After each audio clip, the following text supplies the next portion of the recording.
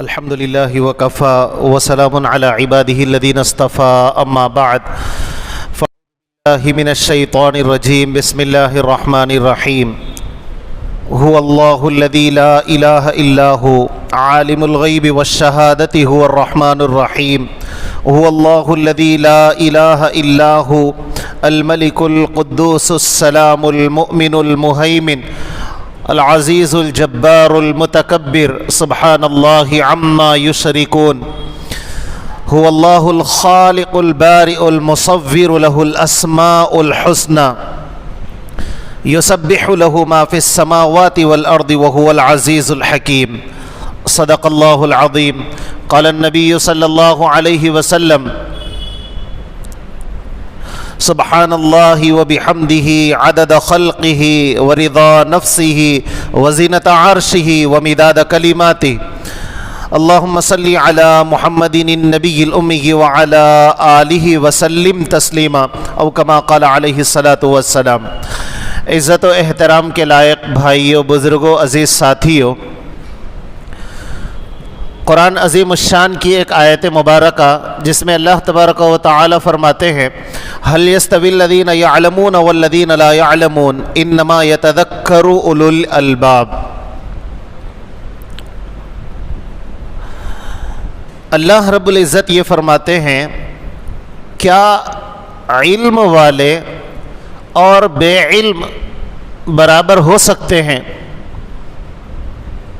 وَلَا الظُّلُمَاتُ وَلَا النُّورُ، ایک جگہ اللہ نے فرمایا کیا روشنی اور اندھیرا، ظلمات اور نور برابر ہو سکتے ہیں؟ ہرگز نہیں ہو سکتے۔ اللہ فرمانا چاہتے ہیں علم والے اور بے علم دونوں برابر نہیں ہو سکتے، لہذا ہر آدمی یہ کوشش کرنا چاہیے کہ علم حاصل کرے اور علم کی روشنی میں اپنی زندگی کی گاڑی کو چلانے کی کوشش کرے۔ اللہ نے فرمایا هل يستوي الذين يعلمون والذين لا يعلمون، کیا علم والے اور بے علم برابر ہو سکتے ہیں؟ ہرگز نہیں ہو سکتے۔ اس کی موٹی مثال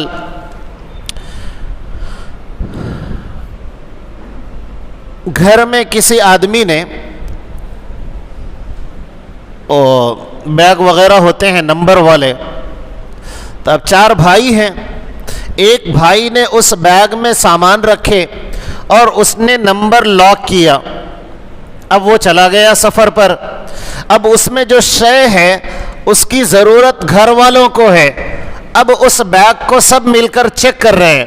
اب اٹکل جس کو کہتے ہیں، اندازہ، کوئی بول رہا ہے چلو 1 2 3 4 نمبر ہے ملاؤ، نہیں کھل رہا، کوئی یہ بول رہا ہے 2 3 4 5 ہے ملاؤ، نہیں کھل رہا، کوئی کچھ آدھے گھنٹے تک سب لٹک گئے لیکن وہ بیگ کھلا نہیں۔ آخر میں گھر کے لوگوں نے تنگ آ کر بھائی اس کا لاک توڑ دو، اس لیے کہ اب اس شے کی ضرورت ہے۔ تو ایک نے کہا میرے پاس تو نمبر ہے، بھائی کو فون کر لیتے ہیں۔ اب فون کیا گیا، جیسے ہی فون ملائے اس نے کہا فلاں نمبر ہے، 1 سیکنڈ میں نمبر معلوم ہو گیا، دوسرے منٹ کے اندر وہ لاک کھل گیا اور سب کے لیے راستہ آسان۔ سمجھ میں آیا علم اگر ہو تو راستہ طے کرنا منٹوں کا کام ہے، اور اگر علم نہ ہو تو پھر آدھے گھنٹے تک سارے گھر والے مل کر اس بیگ پر کوشش کرے کہ کھل جائے، وہ کھلا نہیں۔ ایسی ہی مثال علم دین پر عمل کرنے والوں کی ہے کہ علم دین میں اللہ نے خزانوں کی چابیاں رکھی ہیں۔ جس طرح بیگ کی چابی نہ معلوم ہونے پر سارا گھر کوشش کر لیا 1 گھنٹے تک لیکن بیگ کھل نہیں پایا، ایسے ہی دین کے اللہ نے خزانوں کی چابیاں اللہ نے دے رکھی ہے۔ اب ان خزانوں کی چابیوں سے اگر ان خزانوں کو لیا جائے تو آسانی سے مل سکتا ہے، اور اگر ہم ویسے ہی کوشش کریں جیسے گھر میں کوشش کر رہے تھے تب تو وہ چابیاں ہمیں نہ ملنے کی صورت میں کتنی بھی مشقتیں اٹھا لے وہ خزانے حاصل نہیں ہو سکتے۔ اللہ کے نبی صلی اللہ علیہ وسلم نے احادیث کے اندر چھوٹے چھوٹے جیسے ایک بزنس کرنے والا آدمی وہ یہ سوچتا ہے کم انویسٹ پر بہترین پروفٹ حاصل ہو، کم مال لگائیں اور زیادہ نفع ہمیں مل جائے. تو ساری دنیا یہی کوشش میں ہے. ایک کمپیوٹر پہ بیٹھنے والا آدمی وہ بٹن آن کرتے ہی اس کے پاس سارے آپشن کھل کر آ گئے، اور ایک آدمی کو لاک نہیں معلوم کمپیوٹر کا، اب وہ 10 گھنٹے سے کی بورڈ پہ محنت کر رہا ہے، کمپیوٹر کھل ہی نہیں رہا ہے. سمجھ میں آیا ایک بٹن، ایک کی ضرورت ہے. وہ ایک چابی آدمی کو بہت سارے راستے کھول دیتی ہے، لیکن ایک چابی نہ ہو تو پھر وہ ساری محنتیں اس کے رائے گا. حدیث مبارکہ میں بھی خزانوں کو لینے کی کچھ چابیاں بتائی گئی ہے. ایک حدیث مبارکہ میں ایک واقعہ ملتا ہے. اللہ کے نبی صلی اللہ علیہ وسلم صبح فجر کی نماز کے لیے گھر سے نکلے تو ام المؤمنین حضرت جویریہ رضی اللہ عنہا مصلی پر بیٹھی ہوئی ہے. نماز کا وقت ہے، فجر کی نماز کا وقت. اب آپ مصلی پر بیٹھی ہیں، اللہ کے نبی گئے، نماز فجر ادا کی صلی اللہ علیہ وسلم. نماز پڑھ کر اشراق کے وقت آپ وہاں سے آئے. جب آپ آئے ہوئی ہیں، اللہ کے نبی صلی اللہ علیہ وسلم نے فرمایا کہ اے جویریہ، میں تمہیں وہ عمل نہ بتاؤں کہ اگر تم اس کو پڑھ لو تو صبح کی نماز سے لے کر اشراق تک جو تم عبادت میں بیٹھی ہو اتنا ثواب مل جائے. اب اندازہ لگائیے، فجر کی نماز کا 1 گھنٹہ ٹائم، پھر اس کے بعد اشراق تک ٹائم، پھر اشراق کی نماز کا وقت قریب 2-2.5 گھنٹے کا ٹائم ہو گیا. اللہ کے نبی نے فرمایا 1.5 گھنٹہ بھی اگر ہم لیں، اللہ کے نبی نے فرمایا ایک عمل نہ بتاؤں، اگر تم اس کو پڑھ لو تو اس وقت سے لے کر اس وقت تک عبادت کرنے کا ثواب مل جائے. پھر اللہ کے نبی صلی اللہ علیہ وسلم نے فرمایا سبحان اللہ وبحمدہ عدد خلقہ ورضا نفسہ وزینت عرشہ ومداد کلماتہ. کتنے چھوٹے جملے ہیں.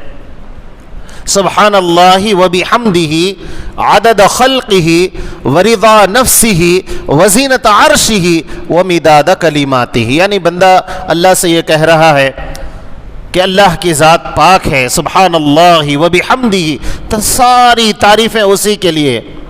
عدد خلقہ ورضا نفسہ وزینت عرشہ، یعنی اللہ سے بندہ بول رہا ہے جتنی مخلوق ہے اور جو عرش کو اٹھانے والے ہیں عرش کے وزن کے برابر، گویا اللہ کی تعریف اور حمد و ثنا بیان کر رہا ہے. ایک جملے پر اتنی دیر عبادت کرنے کا ثواب ہے. آپ اندازہ لگائیں، ایک جملہ اس نے پڑھا. اب ہمیں یہ حدیث مبارکہ معلوم ہوئی، ایک جملہ ہم نے پڑھا اور اللہ نے کتنی دیر عبادت کا ثواب ہمیں عطا فرمایا. یہ ہے اللہ کی رحمتوں، اللہ کی رحمت سے خزانے لینے کی چابی. ایک اور حدیث مبارکہ ترمذی میں ہے، آپ توجہ سے سنیں اور یہ کوشش کریں کہ پیارے اللہ، یقیناً دین بہت آسان ہے، دین بہت آسان ہے، اس پر عمل بھی آسان ہے، بس میری تھوڑی سی کوشش میں کمی، بہت ساری چیزیں چھوٹ رہی ہیں. ترمذی شریف کی روایت ہے کہ 1 منٹ میں آدمی 10 لاکھ نیکیاں کما سکتا ہے. کتنی نیکیاں؟ سبحان اللہ، کیا پیاری ذات ہے اللہ کی، کیا بہترین پروردگار ہے کہ 1 منٹ میں 10 لاکھ نیکیاں آدمی کما سکتا ہے. اور حدیث مبارکہ میں نقل کیا گیا کہ کوئی بندہ بازار سے گزرے تو وہ 4 کلمہ پڑھے. کیا پڑھنا ہے؟ 4 کلمہ. سب کو یاد رہتا؟ لا الہ الا اللہ وحدہ لا شریک لہ لہ الملک ولہ الحمد یحیی ویمیت بیدہ الخیر وہو علی کل شیء قدیر۔ چہارم کلمہ ہے، ہم اپنے بچوں کو یاد دلاتے ہیں، سب کو یاد رہتا ہے، ہر مسلمان کو یاد رہتا ہے۔ ترمذی میں ہے کہ بازار سے گزرتے وقت ایک مرتبہ اس کلمے کو پڑھ لے، اللہ تعالی 10 لاکھ نیکیاں اس کے نام اعمال میں ڈال دیتے ہیں۔ کتنی نیکیاں؟ سبحان اللہ، قربان جائیے اس پروردگار پر۔ بلکہ صحابہ کہتے ہیں کہ جب یہ حدیث ہم کو ملی، جب اس حدیث کا علم ہوا تو ہم لوگ بازار جاتے تھے، کام نہیں ہوتا تھا کچھ بھی، بس جاتے تھے اور بازار سے گزر کر واپس آ جاتے تھے۔ کس لیے؟ یہ حدیث کے علم کی وجہ سے کہ بازار جائیں گے اور اس حدیث کو پڑھیں گے، واپس آ جائیں گے، 10 لاکھ نیکیاں اس کے اعمال ناموں میں شامل ہو جائیں گی۔ اور ہماری یہ جو مسجد ہے الحمدللہ مارکیٹ سے لگی ہوئی ہے، یہ ہمارا علاقائی بازار کا ہے، تو اگر ہم یہاں سے گزرتے وقت، نماز آتے اور جاتے وقت جب بھی ہم بازار سے گزریں، ایک مرتبہ لا الہ الا اللہ وحدہ لا شریک لہ لہ الملک ولہ الحمد یحیی ویمیت بیدہ الخیر وہو علی کل شیء قدیر، اگر چہارم کلمہ پڑھ لیتے ہیں، اللہ رب العزت سے امید ہے کہ اللہ تعالی ہمارے نام اعمال میں کتنی نیکیاں؟ 10 لاکھ نیکیاں ڈال دیں گے۔ اللہ عمل کی توفیق عطا فرمائے۔ ایک اور حدیث مبارکہ، اللہ کے نبی صلی اللہ علیہ وسلم نے فرمایا کہ اگر کوئی آدمی صبح و شام سورہ حشر کی 3 آیتیں پڑھے گا، آپ ذرا توجہ سے سنیں، اللہ کے نبی صلی اللہ علیہ وسلم نے فرمایا کوئی آدمی صبح و شام 3 آیتیں پڑھے گا، اگر صبح پڑھے گا تو شام تک، اگر شام پڑھے گا تو صبح تک، 70,000 فرشتے اس کے لیے دعائے رحمت کرتے رہتے ہیں، دعائے مغفرت کرتے ہیں۔ کتنے ہزار فرشتے؟ گویا ایک مرتبہ ہم نے ان آیتوں کو پڑھا، 70,000 فرشتوں کو ڈیوٹی پر لگا دیا کہ تم ہمارے لیے دعا کرتے رہو شام تک۔ شام میں پڑھے تو پھر صبح تک ان فرشتوں کو ہم نے ڈیوٹی پر لگا دیا کہ تم میرے لیے دعا کرتے رہو صبح تک۔ 70,000 فرشتے، اگر 70,000 فرشتے میرے حق میں دعا کرنے لگ جائیں تو پھر تو نیا پار ہے۔ اب وہ آیتیں کون سی ہے؟ سورہ حشر کی اخیر کی 3 آیتیں ہیں، ذرا اس کو ہم چونکہ ایک مرتبہ سننے سے یاد نہیں ہوتی، اب اس کو ہمیں یاد کر لینا ہے۔ ایک مرتبہ میں آپ کے سامنے پڑھ دیتا ہوں، جب ہم قرآن لے کر اس کو یاد کریں گے بہت آسان ہے، دیکھ کر پڑھ سکتے ہیں صبح کی نماز کے بعد اور شام کی نماز کے بعد کہ هو اللہ الذی لا الہ الا ہو عالم الغیب والشہادہ هو الرحمن الرحیم هو اللہ الذی لا الہ الا ہو الملک القدوس السلام المؤمن المہیمن العزیز الجبار المتکبر سبحان اللہ عما یشرکون هو اللہ الخالق البارئ المصور له الاسماء الحسنى یسبح له ما فی السماوات والارض وهو العزیز الحکیم۔ 3 آیتیں مکمل ہوئی۔ بس یہ آیتیں اگر بندہ صبح پڑھے گا، شام تک 70,000 فرشتوں کو اس نے ڈیوٹی پر لگا دیا کہ تم میرے لیے دعا کرتے رہو۔ اور جو بندہ شام میں پڑھا اس نے 70,000 فرشتوں کو گویا ڈیوٹی پر لگا دیا کہ اب میں پڑھ لیا، اب تمہارا کام ہے صبح تک تم میرے لیے دعا کرتے رہو۔ اللہ کے نبی نے فرمایا 70,000 فرشتے اس کے لیے دعا کرتے رہتے ہیں صبح سے شام تک، شام میں پڑھنے والے کے لیے صبح تک۔ اب عمل بہت چھوٹا لیکن اجر بے پناہ، جیسے کہ ہم عام طور سے کاروبار میں کہتے ہیں تھوڑا انویسٹ کرنا، پروفٹ زیادہ آنا، کیسا کریں؟ تو یہ دین کے معاملے میں ایک اور بڑی پیاری حدیث مبارکہ ہے. اللہ کے نبی صلی اللہ علیہ وسلم نے فرمایا حسبی اللہ لا الہ الا ہو علیہ توکلت وہو رب العرش العظیم. یہ جملہ تو چونکہ ذکر میں عام طور سے سب کو یاد رہتا ہے کہ حسبی اللہ لا الہ الا ہو علیہ توکلت وہو رب العرش العظیم. اب اس کی کیا فضیلت ہے؟ اللہ کے نبی صلی اللہ علیہ وسلم نے فرمایا جس کے جو ادھورے کام ہوں گے وہ پورے ہو جائیں گے.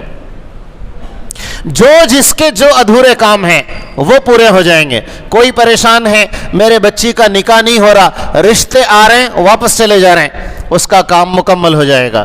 کوئی پریشان ہے کاروبار لگایا چل نہیں پا رہا ہے، اللہ تعالیٰ اس کے کاروبار کو چلا دیں گے. کوئی آدمی ہے میرے گھر میں اولاد نہیں ہو رہی، اللہ اس کے گھر میں اولاد کو لا لیں گے. جس کا جو کام پھنسا ہوا ہے اللہ تعالیٰ اس کے کام کو، اس کی نیا پار کر دیں گے. اب کرنا کیا ہے؟ صبح و شام روزانہ 7 مرتبہ ان کلمات کو پڑھنا ہے.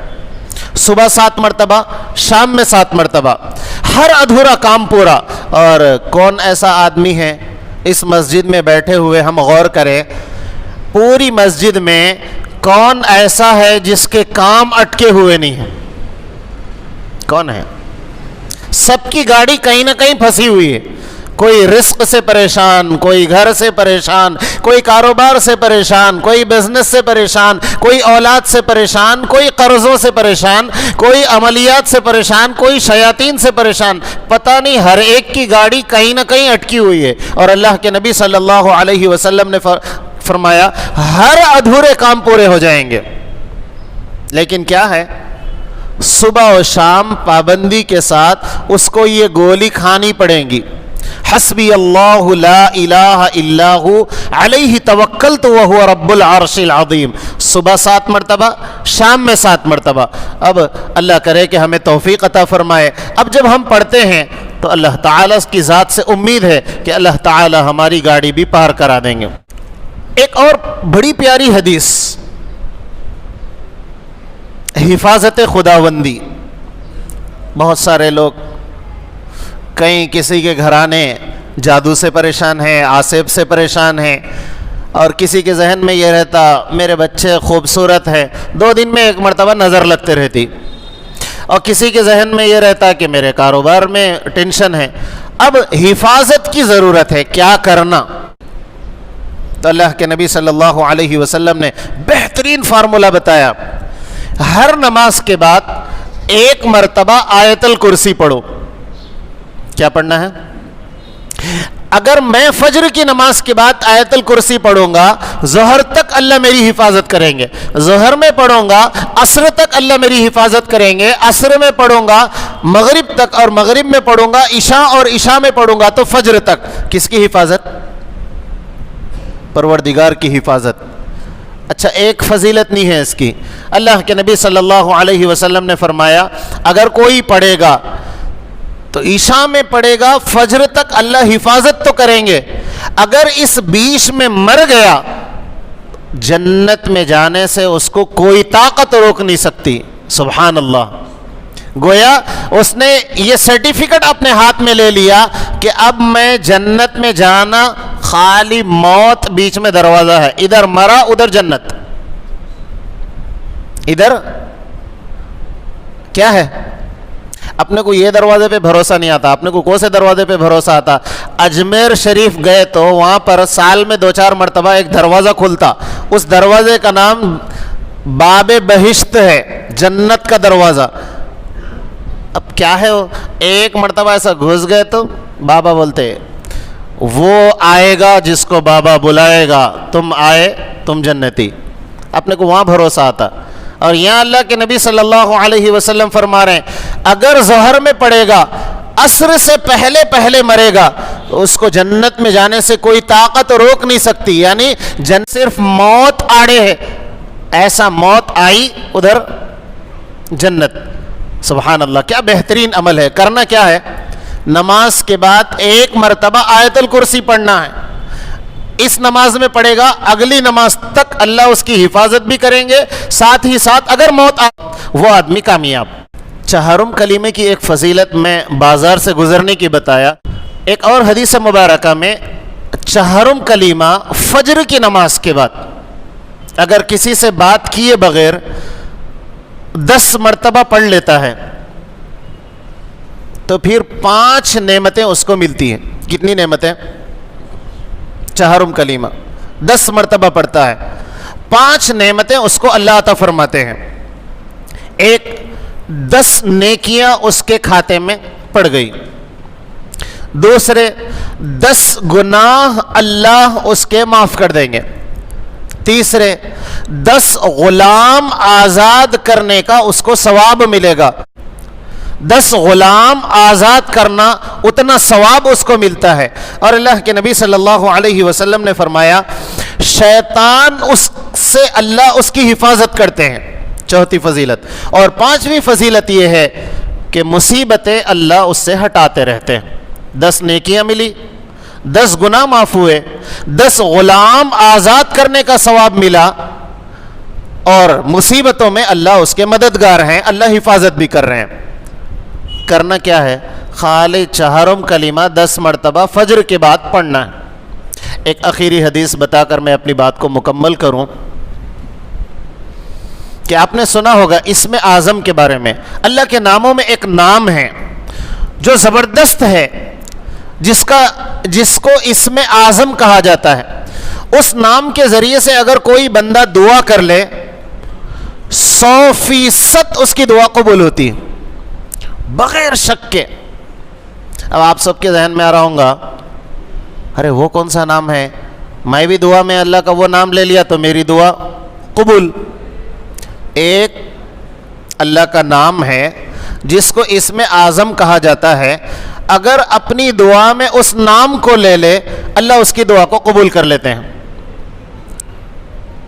تو اگر کوئی پرائم منسٹر اعلان کرے کہ یہ کام جس نے کیا اور آسان، اس کو اتنا انعام دیا جائے گا، لوگ نہیں کرتے، بھاگ کے کرتے۔